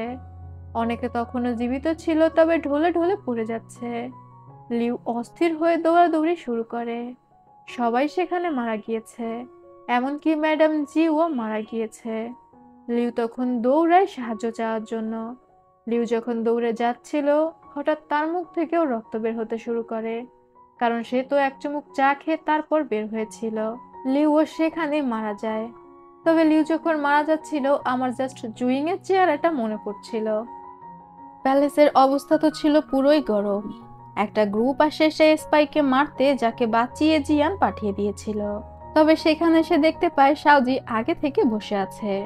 এটা ছিল তাদের একটা প্ল্যান, কোন স্পাইকে তারা জীবিত ধরতে পারেনি। এই কথাটা রটিয়েছিল যাতে করে কালপিট নার্ভাস হয়ে যায় এবং সেই স্পাইকে মারার জন্য চলে আসে। আর হয়ও তেমনটা। শাওজি এই গ্রুপের লিডারকে ধরে জিজ্ঞাসা করে তাকে কে পাঠিয়েছে। ওই লিডার তো কিছু বলবে না। তখনই সে খেয়াল করে তার আশেপাশের সৈন্যরা মারা যাচ্ছে, মানে সবাইকে আগে থেকে বিষ দেওয়া হয়েছে। ওই লিডার তখন বুঝতে পারে তার লিডার তার সাথে বেইমানি করেছে। তখন সে শাওজিকে বলে দেয় এই সমস্ত কিছু ফেব্রিক অফিসের ম্যাডাম জিউয়ের প্ল্যান, তার কথাতেই স্পাইকে মারতে আসা হয়েছিল। শাওজি সেখান থেকে ডিরেক্ট চলে যায় ফেব্রিক অফিসে। তবে ফেব্রিক অফিস তো আর আগের মতো নেই, মানে ম্যাডাম জিউ সহ সমস্ত মেয়ে তো মারা গিয়েছে। শাওজি সেখানে এসে কোনো প্রমাণ পায় না। এখানকার অবস্থা দেখে শাওজি নিজেই হতাশ হয়ে যায়। তবে জু যখন এই বিষয়টা জানতে পারে, সে তো প্রচন্ড রেগে যায়। তার নাকের ডগা দিয়ে এতগুলো মানুষকে হত্যা করা হলো। শাওজিকে জিজ্ঞাসা করে সে কোনো সূত্র পেয়েছে কিনা। শাওজি তখন বলে এখনো পর্যন্ত তো কিছু জানতে পারেনি, তবে ফেব্রিক্স অফিসের একটা মেয়ে বেঁচে ছিল, মানে শাওজি যখন তাকে পেয়েছে তার হালকা করে নিঃশ্বাস চলছিল, এখন তার চিকিৎসা চলছে। সে যদি সুস্থ হয় তাহলে বলতে পারবে আসলে কি হয়েছিল। এই সব কিছু শুনে জুয়ন একটা হতাশ হয়ে পড়ে। এদিকে লাঞ্জি ক্লানের ওষুধ খেয়ে হাইশি ঠিক হয়ে গিয়েছিল। হাইশি জেগে উঠে দেখে জিয়ান তার পাশেই বসে আছে। হাইশি জিয়ানকে প্রথম কথা বলে আমি একদমই আফসোস করছি না। আমার জীবনে যদি ভালো কোনো ঘটনা ঘটে থাকে, তার মধ্যেও সেরা ঘটনা হচ্ছে আপনার সাথে দেখা হওয়া। আমি অবচেতন অবস্থায় শুনতে পেয়েছিলাম আপনি আমাকে জিজ্ঞাসা করছেন আমি আপনার সাথে আসার জন্য আফসোস করছি কিনা। আপনার জেনে রাখা উচিত যে আমি একদমই আফসোস করছি না। এটা বলে শাওজি জিয়ানের হাত ধরে। জিয়ান শাওজিকে আশ্বস্ত করে সেখান থেকে বের হয়ে যায়। এদিকে জুইং তো বের হয়ে পড়েছিল তার মিশনে। সে তো জানতো না জেনারেল সু আগেই টের পেয়ে অন্যদিকে চলে গিয়েছে। তাই জেনারেল সুয়ের যেখানে আসার কথা সেখানে এসে হাজির হয়। তবে সেখানে সে জেনারেল সুকে পায় না। অন্যান্য সৈন্যদের কাছ থেকে জুইং জেনে নেয় জেনারেল সু কোথায় গিয়েছে। তাদের গলায় তলোয়ার ধরতেই তারা বলে দেয় জেনারেল সু হুকুরাজ্যের দিকে এগিয়ে গিয়েছে। জুইং সেখান থেকে আবারও বেরিয়ে পড়ে। হাইশি যেহেতু সুস্থ হয়ে গিয়েছে, সালিয়া আর তার মা খুবই খুশি হয়। তারা হাইশির জন্য প্রার্থনা করছিল। হাইশি তখন ঘর থেকে বের হয়ে আসে। বহুদিন পর হাইশি বাইরে আসলো। সে বের হয়ে সালিয়াকে ধন্যবাদ জানায় তাকে ওষুধ দেওয়ার জন্য। সালিয়া তখন বলে হাইশি তাদেরকে তাদের রাজ্যটাই ফিরিয়ে দিয়েছে। তবে হাইশি সালিয়াকে জানায় সে সালিয়ার উপকারের প্রতিদান দেবে। আর তারপর সে জিয়ানের কথা জিজ্ঞাসা করে। জিয়ান গিয়েছিল মার্কেটে চিনি কেনার জন্য, কারণ হাইশি তেতো ওষুধ খেতে পারছিল না। তখনই হাইশি সেখানে চলে আসে। হাইশি চিনির ব্যাগটা হাতে নিয়ে জিয়ানের হাত ধরে দৌড় দেয়। জিয়ান তখন হাইশিকে বলে, তোমার হাত তো অনেক ঠান্ডা, বাইরে প্রচুর ঠান্ডা, দ্রুত ফিরে চলো। হাইশি তখন জিয়ানের হাত ধরে বলে, আপনার হাতও তো ঠান্ডা। এরপর জিয়ান হাইশিকে একটা শীতের কাপড় কিনে দেয়। তারা দুইজনে এখানে এত সুন্দর সময় কাটাচ্ছিল, হাইশির কাছে তো পুরো ব্যাপারটা স্বপ্নের মতো লাগছিল। প্যালেসে ফিরে এসে হাইশি লাল রঙের 2টি মোমবাতি জ্বালায়। এই মোমবাতিগুলো তো আর্লি কিনেছিল তাদের বিয়ের অনুষ্ঠানের জন্য। জিয়ান ভিতরে এসে বলে, তুমি কি জানো না লাল মোমবাতি শুধুমাত্র একটা বিশেষ অনুষ্ঠানে ব্যবহৃত হয়। হাইশি তো ভালো করেই জানতো এটা বিয়ের জন্য ব্যবহৃত হয়। সে মোমবাতিগুলো বন্ধ করে দিতে চাচ্ছিল। জিয়ান তখন হাইশির দিকে এগিয়ে গিয়ে বলে, যাও গিয়ে শুয়ে পড়ো। হাইশির তো পুরো হার্টবিট বেড়ে গিয়েছে। সে তখন দ্রুত চলে যায় ঘুমানোর জন্য। আর জিয়ান সেই মোমবাতিগুলোর সামনে বসে থাকে। হাইশি পেছন থেকে উকি মেরে জিয়ানকে দেখছিল। আমার তো মনে হচ্ছিল এবার জিয়ান আর হাইশির প্রেমটা হয়েই যাবে। তবে পরদিন সকালেই জেনারেল ফু আসে জিয়ানের কাছে। সে তিয়ানকি থেকে চিঠি নিয়ে এসেছিল। জিয়ানকে ম্যাডাম জিউয়ের মৃত্যুর বিষয়ে জানানো হয়। জু তাকে অর্ডার করেছে চিঠি পাওয়ার সাথে সাথেই তিয়ানকিতে ফিরে যেতে। জিয়ান আসে হাইশির থেকে বিদায় নিতে। হাইশিও জানতে পেরেছিল যে ম্যাডাম জিউ মারা গিয়েছে। তবে হাইশি যেহেতু এখনো সুস্থ না, তাই জিয়ান হাইশিকে নিয়ে যেতে পারবে না। তবে জিয়ান যাওয়ার পর হাইশি কিছুটা সুস্থ হয়ে রেস্ট নিয়ে এখান থেকে চলে যাবে। জিয়ানকে বাইরে থেকে ডাক দেওয়া হয়। আর জিয়ান ঘোড়া নিয়ে বের হয়ে পড়ে লামচি থেকে। যেতে যেতে জিয়ান মাঝপথে দাঁড়িয়ে একবার পেছন ফিরে তাকায়। একজন সৈন্য জিজ্ঞাসা করে, লর্ড, আপনি কি কিছু ফেলে এসেছেন? জিয়ান কোনো কথা না বলে আবারও চলতে শুরু করে। তবে জিয়ানের অ্যান্সারটা আমি বলে দিচ্ছি। আরে জিয়ান তার কলিজাটাই ফেলে এসেছিল। এরপরেই দেখা যায় জেনারেল সু হুকু রাজ্যের 15 কিলোমিটারের মধ্যে চলে এসেছে। তারা অলরেডি হুকু রাজ্যে জানিয়ে দিয়েছে তারা আসছে। তাই হুকু রাজ্য থেকে দুও আসছিল জেনারেল সুকে নেয়ার জন্য। জেনারেল সু অনেকটা নিশ্চিন্ত হয় যে সে এবার নিরাপদ। তবে তখনই তার সামনে এসে দাঁড়ায় জুইং। জুইং মাস্ক পরেছিল, যে কারণে জেনারেল সু প্রথমে তাকে চিনতে পারে না। তবে সে তো ভালো করেই বুঝতে পারে যে জিয়ান তাকে পাঠিয়েছে। জেনারেল সু তার সাথে থাকা সৈন্যদের আদেশ দেয় জুইংকে মেরে ফেলার। তবে জুইং সবাইকেই মেরে ফেলে। আর সে যখন জেনারেল সুয়ের দিকে এগিয়ে যায়, এরই মধ্যে সেখানে দুও তার সেনাবাহিনী নিয়ে চলে আসে। দুও জুইং এর দিকে তীর ছোড়ে। সেই তীর আটকাতে গিয়ে জুইং এর মুখের মাস্কে লেগে মাস্ক খুলে যায়। দুও অবাক হয়ে যায় জুইংকে দেখে, আর জুইংও অবাক হয়ে যায়। জেনারেল সু অলরেডি হুকু রাজ্যের ভিতরে প্রবেশ করে ফেলেছিল। দুও সবাইকে হুকুম দেয় জুইংকে মেরে ফেলার। তবে জুইং তখন প্রিন্সেস হং এর ব্যাজ উঁচু করে ধরে। তখন ওই সৈন্যরা থেমে যায়, কারণ প্রিন্সেস হং তো ছিল হুকু রাজ্যের কুইন। জুইং সেখান থেকে দ্রুত চলে যায়। দুও জেনারেল সুকে জিজ্ঞাসা করে, এই ছেলেটা কে? জেনারেল সু জানায় সে জিয়ানের স্টুডেন্ট। জুয়ের যেহেতু মেজাজ খারাপ ছিল, সে তিলানকে ডেকে পাঠায়। তিলান ভয়ে ভয়ে জুয়ের ঘরে যায়। তবে জু তো এখন তিলানকে অনেকটা মেনে নিয়েছিল। সে তিলানকে বলে, তোমার কণ্ঠ অনেক সুন্দর, তুমি আমাকে রাজ্যের এই চিঠিগুলো পড়ে শোনাও। তিলান তখন আস্তে আস্তে সেই চিঠিগুলো পড়ে শোনাতে শুরু করে। আর জু বসে বসে মনোযোগ সহকারে সেই চিঠিগুলো শুনছিল। এরপরেই দেখা যায় জুইং ফিরে এসেছে। তবে রাস্তায় সে কিছুটা শুনেছিল, তাই দৌড়ে এসে শাওজিকে জিজ্ঞাসা করে ফেব্রিক অফিসে কি ঘটেছে। শাওজি কোনো কথাই বলে না। জুইং দৌড়ে ভিতরে যায়। সে শুনেছিল ফেব্রিক অফিসে সবাই মারা গেলেও একটা মেয়ে বেঁচে ছিল। সেই মেয়ের খোঁজেই জুইং দৌড়াচ্ছিল।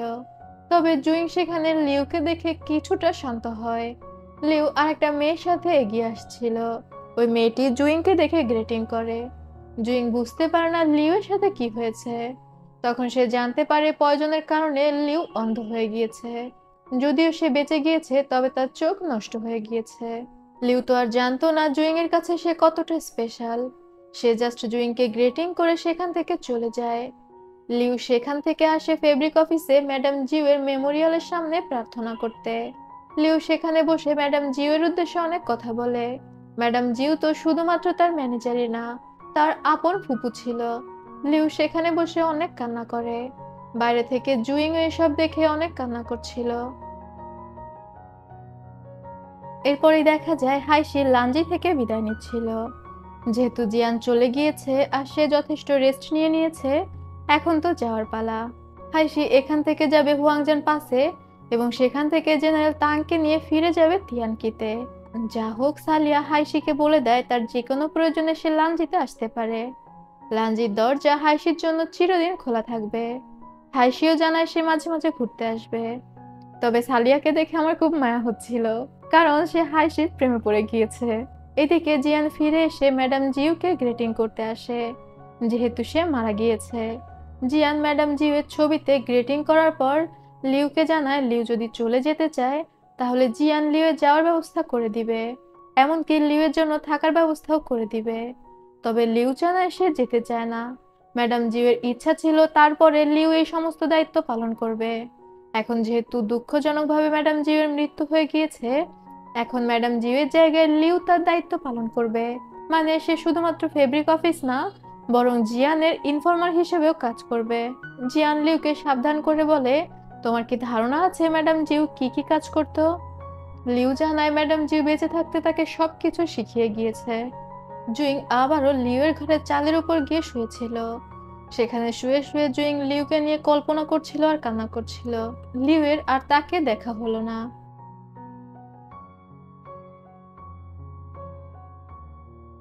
অন্যদিকে কিং জুয়ের প্রেম পুরো জমে উঠেছিল। সে তিলানকে দিয়ে এখন সমস্ত অফিসিয়াল লেটার পড়াতো, এমনকি সেই লেটারগুলোর উত্তরও লিখাতো। তিলান জুয়ের হাতের লেখা কপি করে উত্তর লিখত। চিঠি লিখতে লিখতে তিলান সেখানে ঘুমিয়ে পড়ে। জু যখন দেখতে পায় তিলান ঘুমিয়ে পড়েছে, তার মাথায় একটা দুষ্টু বুদ্ধি আসে। সে তখন তিলানের মুখে 3টা গোঁফ আর নাকের মধ্যে একটা ফোঁটা দিয়ে দেয়। সে যে কি এঁকেছিল আমি জানি না, আপনারা জানলে আমাকে জানান।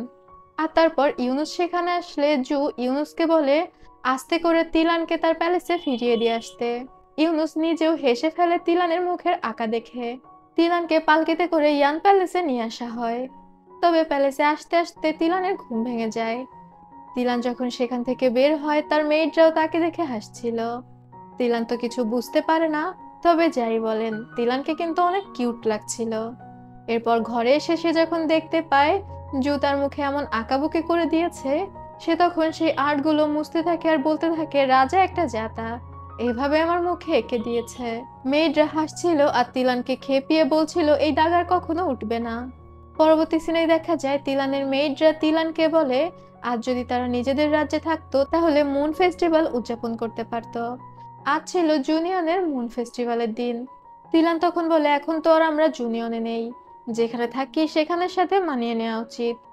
তিলানের মেয়েদের নাম ছিল বিহং আর বিজি, এতকাল আমি সেটা বলিনি। ওরা তখন তিলানকে বুদ্ধি দেয় জুয়ের প্যালেসের লেকে ওয়াটার ল্যান্টেন ভাসানোর জন্য। আর তিলানও তো একটু দুষ্টু প্রকৃতির ছিল, সে তখন মেয়েদের নিয়ে বের হয় ওয়াটার ল্যান্টেন ভাসাতে। তবে সে বাইরে এসে তো অবাক হয়ে যায়, পুকুরে আগে থেকেই শত শত ওয়াটার ল্যান্টেন ভাসানো ছিল। তিলান মনে করছিল এটা হয়তো কোনো চমৎকার। তখনই জু পেছনে দাঁড়িয়ে বলে কেমন লাগছে মুন ফেস্টিভ্যাল। তিলান তো অবাক হয়ে যায় এটা জানতে পেরে যে জু তার জন্য এই ব্যবস্থা করেছে। জু তো কখনো তাকে এত ভালোভাবে ট্রিট করে না। ইউনুস জুকে বলে বাইরে অনেক ঠান্ডা, তার ভেতরে যাওয়া উচিত। জু তখন তিলানকে বলে তোমারও ভিতরে চলে যাওয়া উচিত, না হলে ঠান্ডা লেগে যাবে। তিলান তো প্রচন্ড খুশি হয়ে যায় আর জু ফিরে যেতে যেতে হাসছিল। এরপরেই আমাদের জি চ্যাংকে দেখানো হয়, সে তার পোষা ঈগল নিয়ে খেলছিল। একজন তাকে সে খবর দেয় জুনিয়নের রাষ্ট্রদূত এসেছে। জি চ্যাং এর উচিত তার সাথে দেখা করা, যেহেতু জি চ্যাং অনেক বছর জুনিয়নে থেকেছে। তবে জি চ্যাং বলে সে এসবের মধ্যে যাবে না। জুনিয়নের রাষ্ট্রদূতকে বলে দিতে বলে যে জি চ্যাং ঘুমাচ্ছে। ওই লোক তখন সেখান থেকে চলে গেলে জিচাং আবারও তার ঈগল নিয়ে খেলতে ব্যস্ত হয়ে যায়। তবে আমার কেন যেন মনে হয় জিচ্যাংকে যতটা সহজ সরল লাগে সে ততটাও সহজ সরল না। যা হোক, পরদিন সবাই তো জিয়ান জিপিং পোর্ট থেকে আসার পর প্রথম জয়েন করেছে। জু জিয়ানের থেকে সেখানকার খোঁজ খবর নিচ্ছিল। জিয়ান তাকে গর্বের সাথে জানায় যে হুয়াংজান পাস জিপিং পোর্ট সবকিছুই সুরক্ষিত আছে। আর এরপর জুনিয়নের রাষ্ট্রদূতকে ডাকা হয়। জুনিয়নের রাষ্ট্রদূত ভেতরে আসে। জু তাকে বলে, তুমি কি প্রিন্সেস তিলানকে দেখার জন্য এত দূর এসেছো? জুনিয়নের রাষ্ট্রদূত তখন বলে, আমরা শুনেছি আপনি প্রিন্সেস তিলানকে খুব ভালোভাবে ট্রিট করেন, তাই তাকে নিয়ে আমরা নিশ্চিন্ত। আমাদের রাজা আপনার কাছে সাহায্য চেয়ে পাঠিয়েছে। এবছর আমাদের রাজ্যে প্রচুর বন্যা হয়েছে, যে কারণে ফসল হয়নি এবং আমরা খাদ্য সংকটে ভুগছি। এটা শুনে জু প্রচন্ড বিরক্ত হয়। সে ওই রাষ্ট্রদূতকে বলে, এই বছরে 2বার তোমরা বন্যার কথা বললে, প্রত্যেকবার এক একটা দুর্যোগ দেখে তোমরা আমার কাছে সাহায্য চাও। সেই রাষ্ট্রদূত তখন হাঁটু গেড়ে বসে জুকে অনুরোধ করে হেল্প করার জন্য। তখনই একজন মন্ত্রী এগিয়ে এসে বলে সে অনেক দূর ভ্রমণ করে এসেছে, আগে তার রেস্ট নেওয়া প্রয়োজন। জু কোনো কিছু বলার আগেই জুনিয়নের রাষ্ট্রদূতকে নিয়ে সেই মন্ত্রী বের হয়ে যায়। তবে জু প্রচন্ড বিরক্ত হয়। সে জিয়ানকে বলছিল জিজান বেঁচে থাকতেও জিজানের বাবা এই কাজটা করেছে। সে বারবার সাহায্য চাইতো আর জিজানের দিকে তাকিয়ে আমি সাহায্য করতাম। তারা প্রচন্ড লোভী, আর এখন আবার তিলানকে দিয়ে একই কাজ করছে। জিয়ান তখন বলে, এটা আপনার পারিবারিক বিষয়। যদি রাষ্ট্রের বিষয় হতো আমি আপনাকে কোনো মন্তব্য করতাম, কিন্তু এখন তো আমি আপনাকে কোনো মন্তব্য করতে পারি না। জু জিয়ানের কথায় আরো বেশি বিরক্ত হয়। এরপরেই দেখা যায় সেই রাষ্ট্রদূত তিলানের সাথে দেখা করতে আসে এবং সে তিলানকেও অনুরোধ করে রাজাকে বোঝানোর জন্য তাদের সাহায্য করতে। তবে তিলান বলে সেই সাহস তার নেই। সে রাজ্য চালনার ব্যাপারে রাজার সাথে কথা বলতে পারে না। তবে এরপরে তিলান জুয়ের জন্য খাবার বানিয়ে তার রুমে আসে। সে বাইরে অপেক্ষা করছিল তার ডাকের জন্য। জু যখন অনুমতি দেয়, তিলান তখন খাবার নিয়ে জুয়ের রুমে যায়। সে খুব ভয়ে ভয়ে জুয়ের রুমে যায়। জু তখন বলে, তাহলে তুমিও তেল দেয়া শিখে গিয়েছো? তুমি এইসব মিষ্টি বানিয়ে এনে কেন নাটক করছো?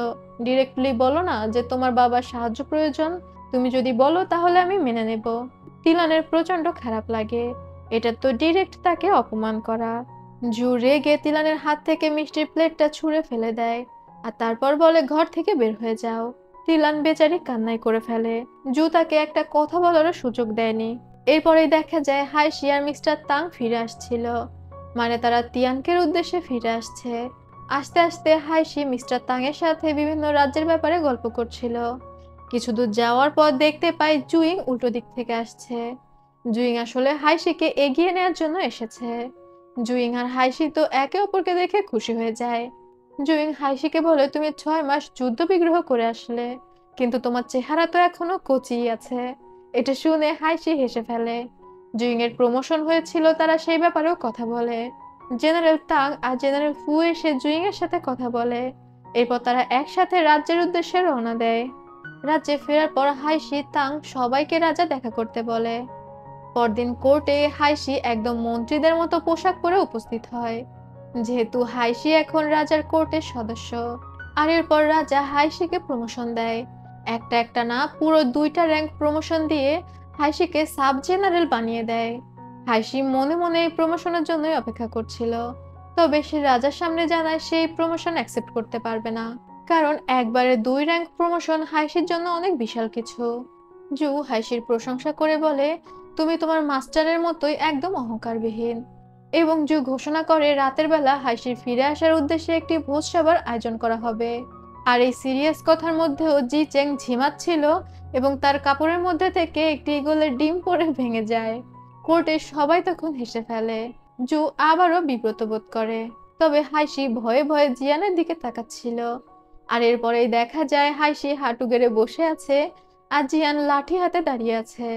হাসি হাত পাতলে জিয়ান তার হাতে বেত দিয়ে পিটাতে থাকে এবং বলতে থাকে, তোমাকে কে বলেছিল এই প্রমোশন অ্যাকসেপ্ট করতে? একবারে 2 র্যাঙ্ক প্রমোশন মানে এখন মন্ত্রিসভার অনেকেই তোমাকে আর চোখে দেখবে। তোমাকে সবাই নজরে রাখবে, এতে করে তোমার আইডেন্টিটি মানে হাইশি যে মেয়ে এটা এক্সপোজ হয়ে যেতে পারে। তার উপর অন্যান্য বিপদ তো আছেই। জিয়ান চাচ্ছিল না হাইশি এত দ্রুত প্রমোশন পেয়ে যাক। তবে হাইশি বলে সে কি করবে, রাজা তো তাকে প্রমোশন দিয়েছে, সে তো এটা চায়নি। জিয়ান তখন ঝাড়ি মেরে বলে, আমার কাছে মিথ্যা বলবে না। হাসি তখন স্বীকার করে যে সে মনে মনে প্রমোশন চাচ্ছিল, তবে দেশের সেবা করার জন্য। জিয়ান হাইশিকে জিজ্ঞাসা করে সে হাইশিকে যে কাজ দিয়েছিল সেই কাজ হাইশি করেছে কিনা। হাইশি তখন বলে হ্যাঁ, সে জেনারেল তাং এর উপর নজর রেখেছে এবং এটা বুঝতে পেরেছে জেনারেল তাং জেনারেল সুয়ের সাথে জড়িত।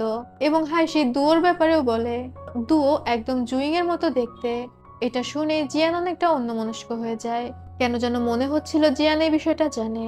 হাইশি জিয়ানের দিকে এগিয়ে এসে কথা বলতে চাচ্ছিল। জিয়ান তার লাঠি দিয়ে হাইশিকে আটকে ধরে বলে তুমি ওইখান থেকেই বলো, আমি শুনছি। তাও হাইশি জোর করে জিয়ানের দিকে আগাতে গেলে জিয়ান সেখান থেকে দ্রুত পালিয়ে যায়। বিষয়টা অনেক ফানি ছিল। জিয়ান তার নতুন প্যালেসে হাইশির জন্য যে রুমটা রেখেছিল সেই রুমটা সে একদম জিফেং প্যাভিলিয়নের রুমের মতো সাজিয়েছিল, যাতে করে হাইশি তার আগের রুমের জন্য খারাপ না লাগে। জিয়ান হাইশিকে ঠিক কতটা কেয়ার করত এটা ভেবে হাইশি অনেক আনন্দ পায়।